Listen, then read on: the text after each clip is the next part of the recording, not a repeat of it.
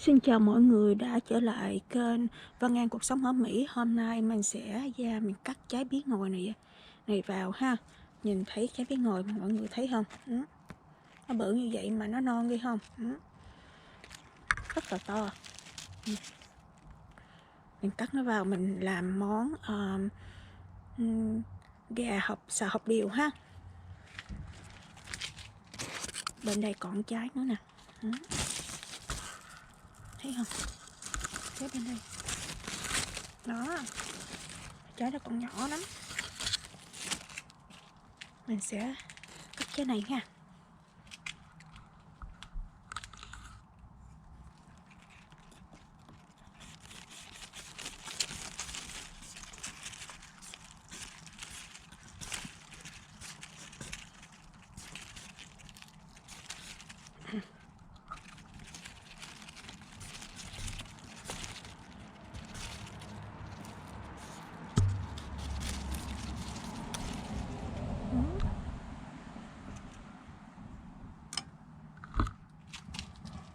Đây, ngon chưa?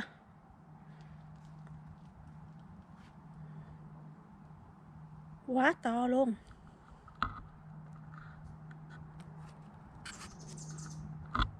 Thì bây giờ mình vô nhà làm cơm ha.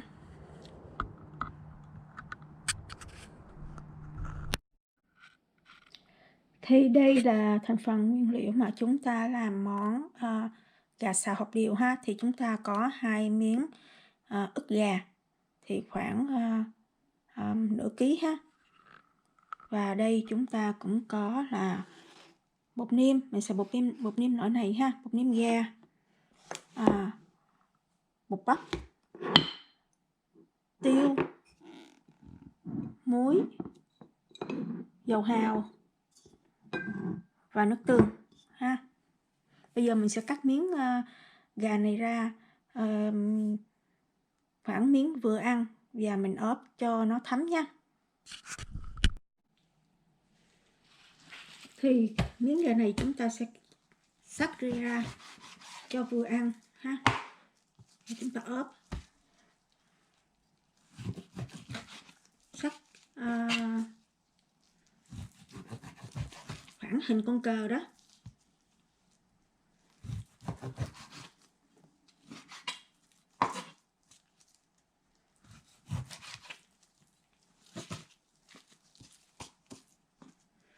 Gà này chúng ta mua về rồi chúng ta phải rửa muối cho thật sạch ha, và lóc đi hết mỡ nha.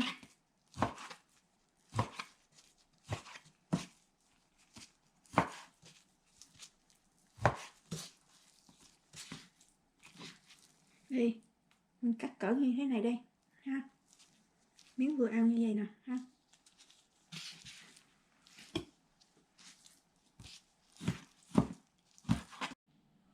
Thì để ốp món gà này thì chúng ta có cái muỗng cà phê này nha. Đó, nhỏ, muỗng cà phê nhỏ thôi. Đó. Thì chúng ta sẽ ốp gà. Thì trong phần ốp gà thì chúng ta cho một chút xíu, khoảng chừng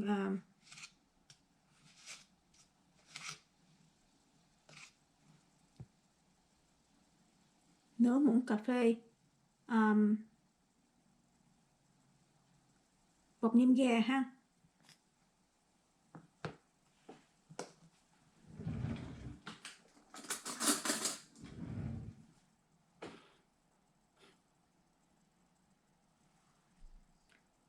Một phần tư muỗng cà phê muối.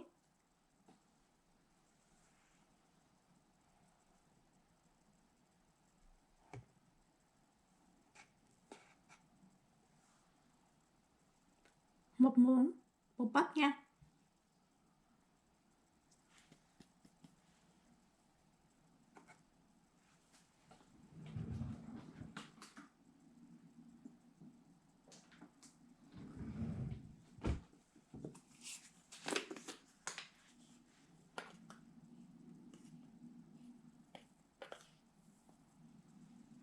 Một phần tư bột tỏi nha.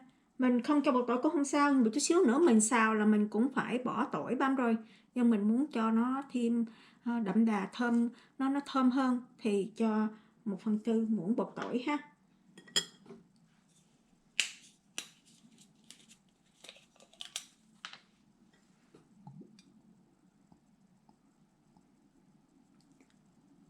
Một muỗng nước tương,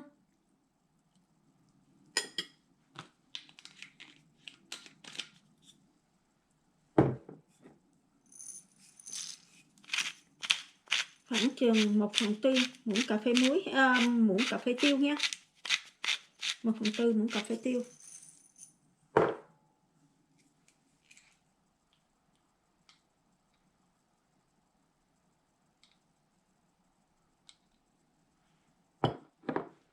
Và khoảng 1 muỗng cà phê dầu hào ha.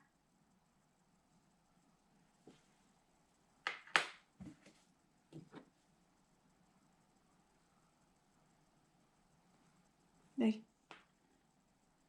1 muỗng cà phê dầu hào. Rồi.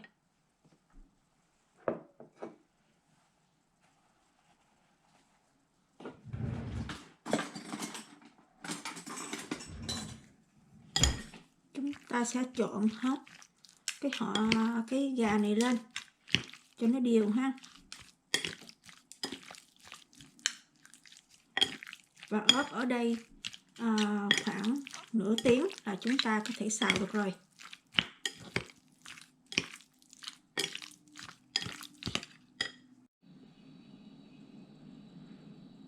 Thì mình có cái chén đây, mình sẽ làm nước sốt nha. Thì mình có 1 muỗng nước, muỗng canh nha, 2 muỗng canh nước, muỗng này muỗng ăn phở nha.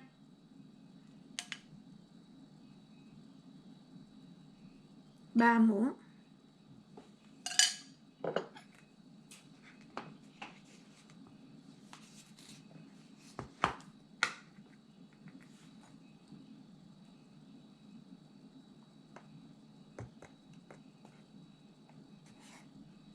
Và mình cũng có 1 muỗng bột bắp ha. Để đều lên.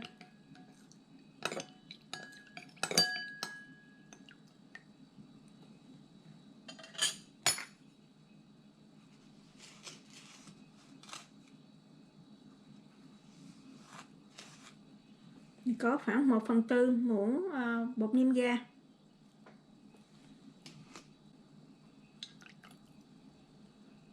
Một muỗng cà phê nước tương.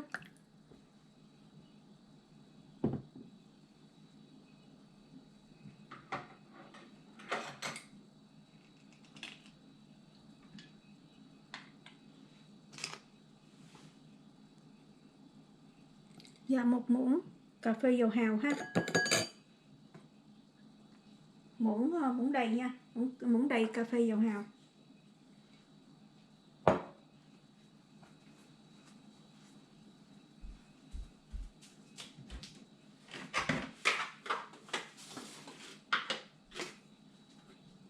Thì mình không có ăn bột ngọt ha, thì mình nêm vào đây khoảng nửa muỗng cà phê đường ha.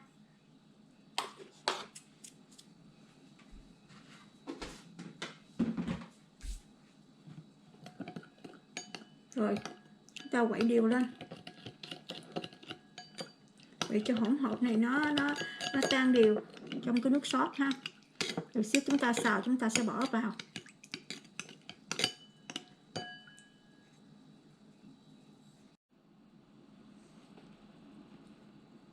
Thì ở đây chúng ta có thành phần rau củ quả, thì chúng ta có là nửa trái ớt chuông ha, 1/4 củ hành trắng, vài tép hành ha, và cây cần tây. Và đây chúng ta cũng có 1 khúc bí như thế này ha. Thì cái bí của mình nó bự lắm, thì ra mình cắt khoảng có 1 khúc như đây thôi đó, thấy không? Cắt một khúc như đây thôi, thật sự nó rất là to. Còn nếu mà đi mua trái bí nhỏ ngoài thì mua khoảng một trái là nhỏ là vừa ha. Ở đây mình có miếng gừng khoảng một miếng như vậy, cỡ ngón tay cái ha, và 2 tép tỏi.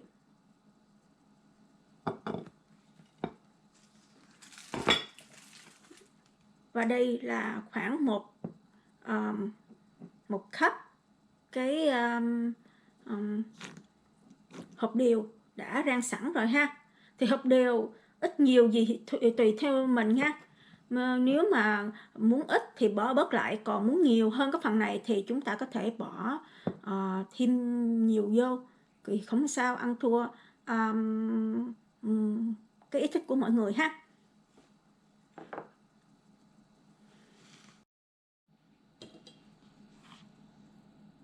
Thì bây giờ chúng ta cắt cái bí ngòi và hột lựu ha, cũng không nhỏ lắm nha. Trái bí thật to nhưng mà cái ruột thì nó non là non luôn.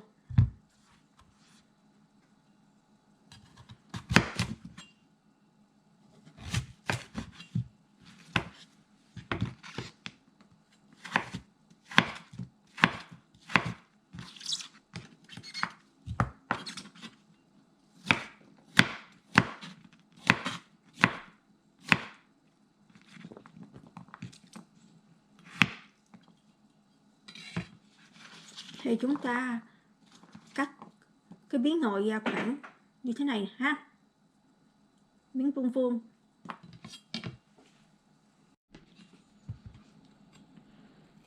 Còn phần ớt thì chúng ta cũng cắt ra khoảng kích thước cũng giống như là bí ngòi ha.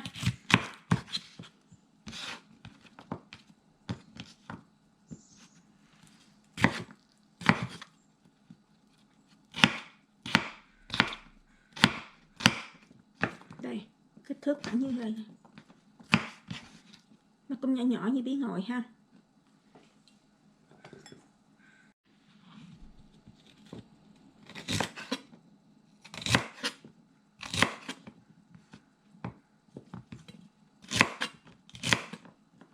Còn cần thì mình cũng cắt ra miếng cỡ như vậy ha, tại vì cái miếng cái cần của mình nó nhỏ, mình không cần phải cắt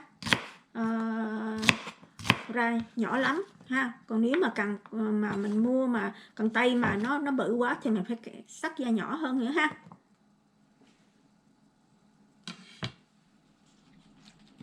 Còn phần hành lá thì chúng ta cắt khúc ra ha.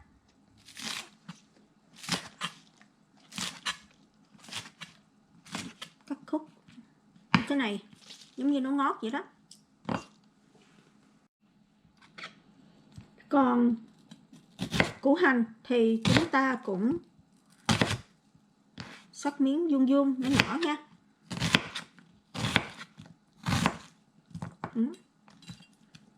Miếng nhỏ như thế này ha.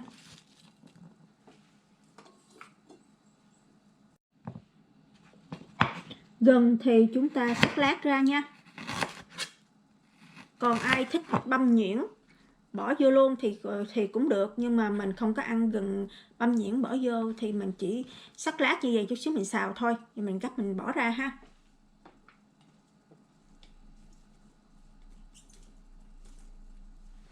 Còn tỏi thì mình cũng cắt nhỏ ra nha.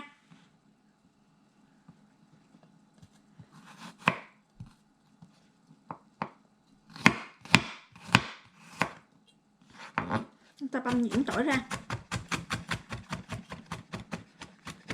Mình có 2 tép tỏi.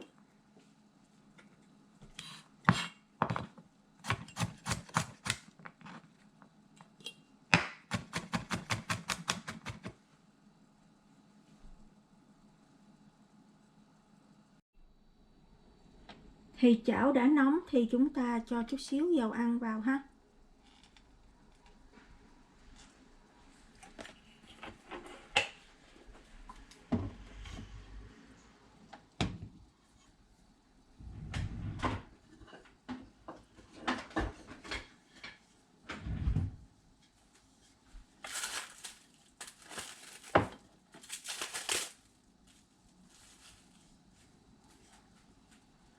chúng ta để lửa cao ha. Và sau đó cho gà vào.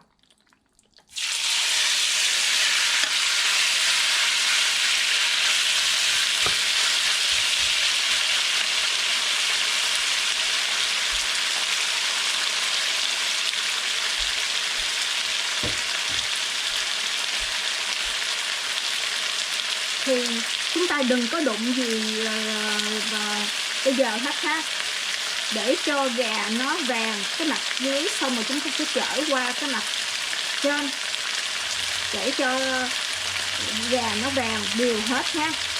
Chứ bây giờ mà mình lấy đũa mình xào lên thì gà nó sẽ ra nước, tại vì gà bên đây là còn là gà đông lạnh không ha.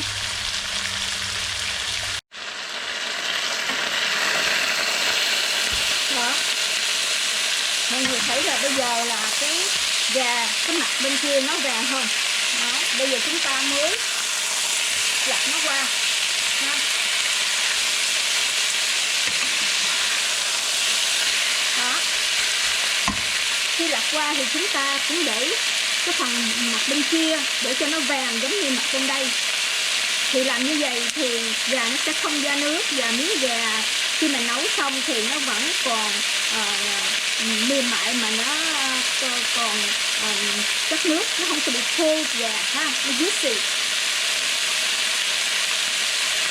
Chứ bây giờ mình lấy đũa mình xào tới xào lui thì gà mình cái thứ sẽ ra nước thì bị khô cái miếng gà đi.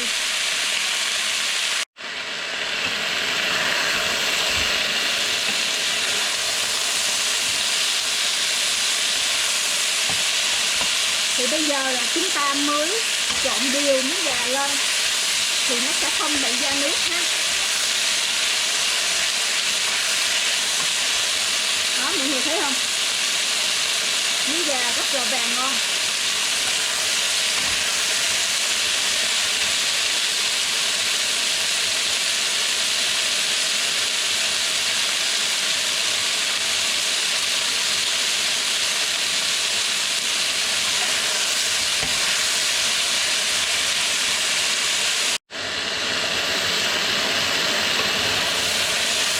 Thì bây giờ gà chúng ta đã vàng rồi, chúng ta sẽ lấy gà ra nhé, đổ gà ra.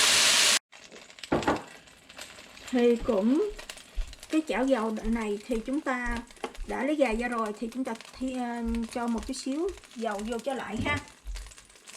Sau đó chúng ta cho mấy lát gừng vào.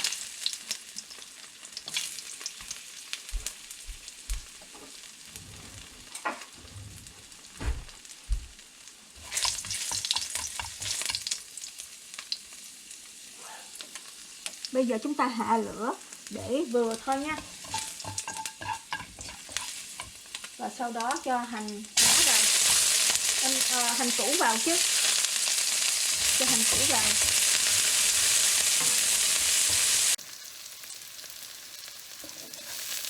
Thì đang làm thì cái máy bên nó lại hết pin, thì mình chuyển qua cái con này ha. Bây giờ mình xào tiếp tục nha. Mình sẽ cho tỏi vào.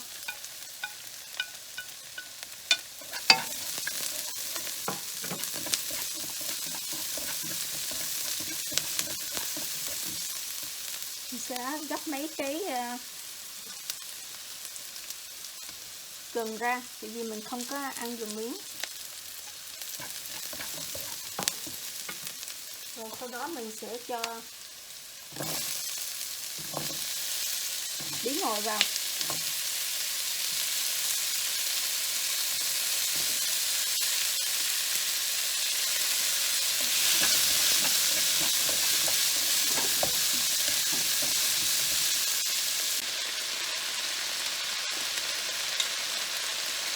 Và bây giờ mình sẽ cho ớt vào luôn ha.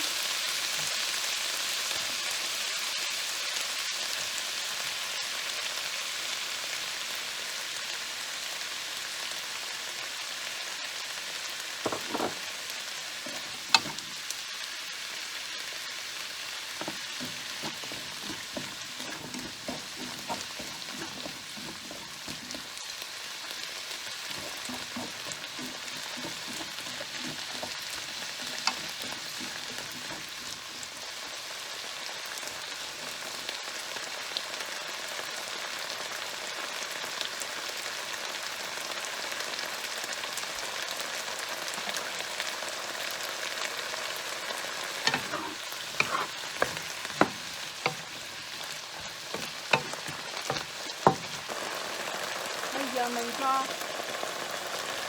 con tây vào.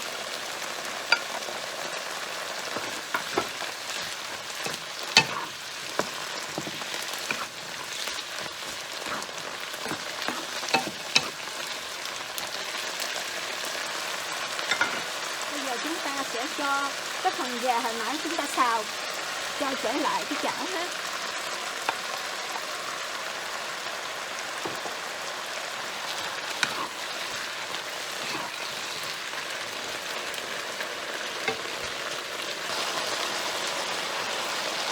Và chúng ta sẽ cho cái phần nước sốt hồi nãy chúng ta pha đó cho vào.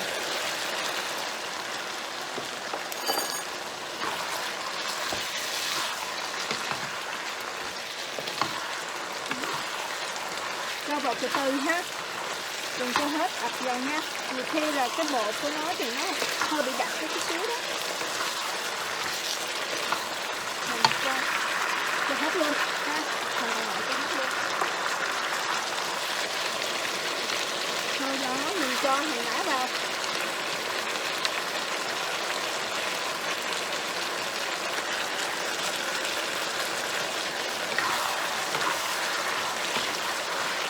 Và hột điều vào.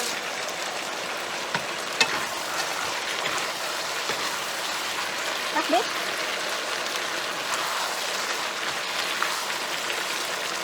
Chúng ta trộn đều lên rồi tắt bếp ha. Và đây món gà xào hột điều chúng ta đã xong.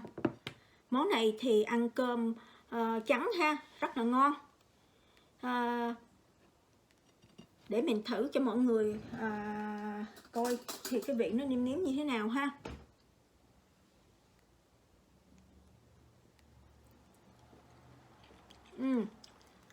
Gà mềm nhưng không bị khô.